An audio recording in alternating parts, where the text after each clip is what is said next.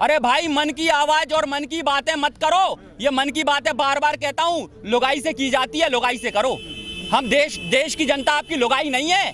मेरी बात समझो, ये जन की आवाज है, जन की आवाज को समझो आप। हम जनता हैं, हमारी आवाज समझो। हम पिछले 2 महीने से आंदोलन कर रहे हैं यार। यहाँ पर बूढ़े रो रहे हैं बर्तन मांजते वक्त, यहाँ पर माताएं रो रही हैं सब्जी काटते वक्त, परसते वक्त बच्चा रो रहा है। इससे बड़ी देशभक्ति कहाँ देखोगे आंदोलन में? अरे ये भारत आप कभी नहीं बना पाओगे जो भारत आज इस आंदोलन ने देखा है।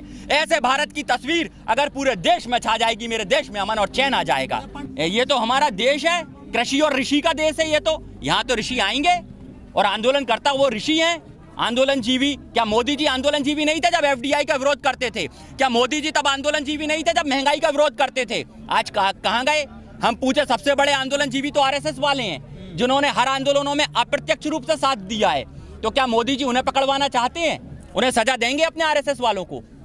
किस पर टिप्पणी कर रहे हैं पहले ये देखें। आप क्रांतिकारियों पर टिप्पणी कर रहे हो भाई, बार बार क्रांतिकारियों पर टिप्पणी कर रहे हो। तब मैं कहूंगा कि तूफानों से आंख मिलाओ, सैलाबों पर वार करो, मल्लाहों का चक्कर छोड़ो, तैर के दरिया पार करो, तैर के दरिया पार करो। अब ये दरिया तैर के पार होगा अगर मोदी कानून वापस नहीं लेंगे तो घाटे में कौन लेके आया? अगर पब्लिक सेक्टर घाटे में जा रहा है तो सरकार घाटे में जा रही है, और सरकार घाटे में जा रही है मतलब सरकार कमजोर है। तो मोदी जी कहें मैं कमजोर हूं, फिर क्यों कहते हैं मेरा 56 इंच का सीना है? नहीं, क्या प्रधानमंत्री पद की यह योग्यता नापी गई है? क्या 56 इंच का सीना होना जरूरी है क्या? नहीं तो क्यों बोल रहे हैं? राम राम के बाद राम राम सत्य भी कितना बुरा होता है। वो हमारा राम नाम सत्य करना चाहते हैं साहब, ये राम राम बुलवा के।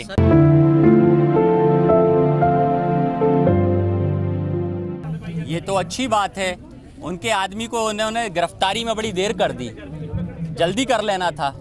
अच्छी बात है, होना चाहिए ना। जो गलत करेगा उसकी जांच होनी चाहिए, और ये जांच में जो दोषी पाया जाए उसको सजा मिलनी चाहिए। हम तो इसके साथ हैं सरकार के। देखिए, काला इसमें काला ही काला है, क्योंकि जिस मन से लाए हैं वो भी काला है। और अब इसमें काला क्या है वो बता दूं। सन 1955 में कानून जमाखोरी के खिलाफ बना था। जमाखोरी मतलब काला बाजारी, और काला बाजारी को आज खुली छूट दे दी है मोदी जी ने, तो ये कानून काला ही तो हो गया। फिर दूसरी बात, जिस तरीके से इसको लाए हैं वो गैर संवैधानिक है। ये कानून विधानसभा में जाना था, ना कि लोकसभा में आना था। विधानसभा में विधेयक लाकर और वहां पर पास होता तब कानून बनता, जिसकी पावर सीएम के हाथ में होती, जिसकी पावर सीधे पीएम ने अपने हाथ में ली है, जो कि गलत है, गैर संवैधानिक। इसलिए ये कानून काला है, इसको तो तुरंत रद्द होना चाहिए। जमाखोरी होती है तो उस पर कार्रवाई भी तो होती है, जमाखोरी होती है तो महंगाई भी तो बढ़ती है।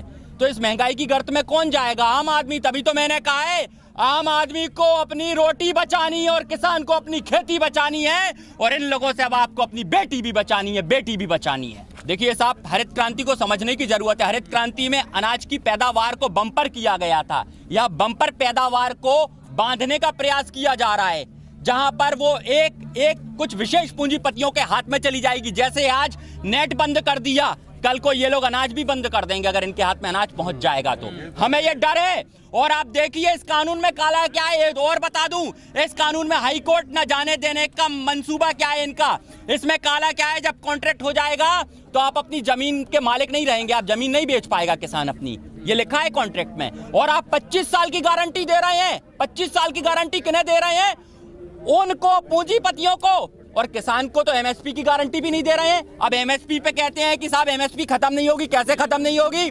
गैस की टंकी पर सब्सिडी की गारंटी थी, सब्सिडी मिलना थी, लेकिन आज वो सब्सिडी जो गारंटी में थी वो भी तो बंद कर दी। बंद की कि नहीं की गैस की सब्सिडी?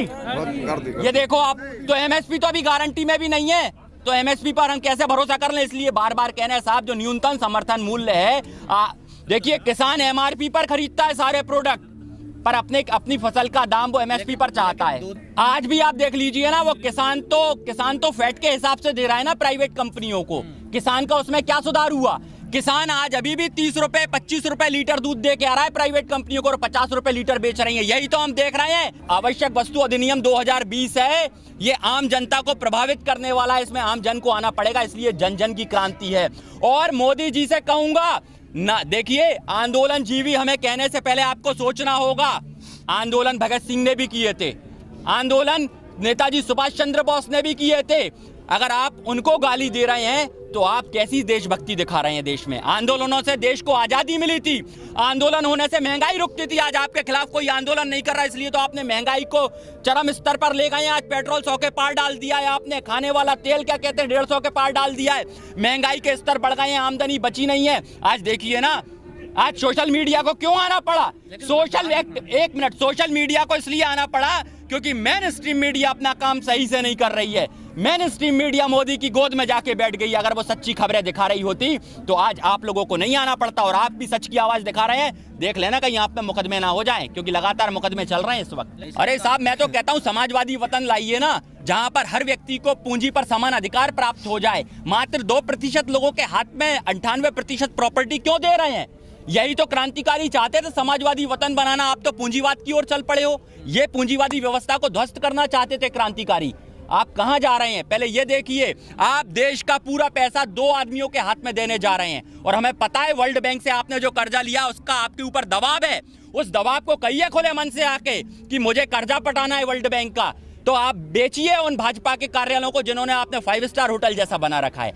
आप पूंजीपतियों का जो कर्जा माफ किया है आप उसे खत्म कीजिए, उनसे कर्जा वापसी लीजिए, फिर देखिए हमारे देश की जीडीपी सुधर जाएगी। अब ये किसानों पर राजनीति क्यों कर रहे हैं? मैं ये कब कह रहा हूं कि पहले नहीं होता था? अगर पहले गलत होता तो क्या आज उससे ज्यादा गलत होगा? हम ये कहें कि अगर फलानी सरकार ने आपको 2 चांटे मारे तो आप क्या कहोगे? हम 4 मारेंगे, तब तो आप रोए नहीं 2 चांटे में। ये तरीका सही है क्या? हाँ, मोदी अब हमसे अभी देखिए, कोई आज भगवानों को बांट दिया है। भाई इस देश में कोई राम को मानता है, कोई कृष्ण को मानता है। मैं आपसे बार बार आपसे इरिटेट करूं, मैं पूछूं भाई आपके पापा का नाम क्या है? अगले दिन फिर पूछो आपके पापा का नाम क्या है, फिर पूछो अगले दिन आपसे पापा का नाम क्या है। आप गाली देने लग जाओगे मुझे। यही ये टॉर्चर कर रहे हैं हमें बार। राम बोलो, राम बोलो, राम बोलो। नहीं बोलेंगे राम, हम तो कृष्ण बोलेंगे। क्या कुछ गुनाह है इसमें?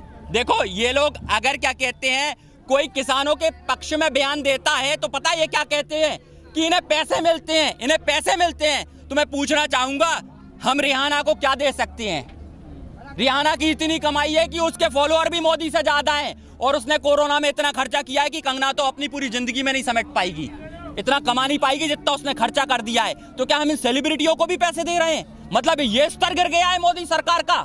मैं इसीलिए कह रहा हूं, गलत को रोकना होगा, लोकतंत्र की आवाज को मजबूत करना होगा। हमारा विश्व लोकतंत्र के कारण जाना जाता है। ये गांधी का देश है, ये भगत सिंह का देश है।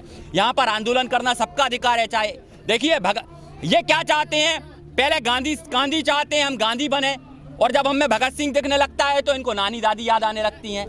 तो तय कर लें हम भगत सिंह बने या गांधी बने, ये इन्हें तय करना होगा। दर्द कहां तक पाला जाए और युद्ध कहां तक टाला जाए। आप है क्रांतिकारियों के वंशज, अब फेंको इंकलाब का भाला जहां तक जाए। जय हिंद, जय भारत।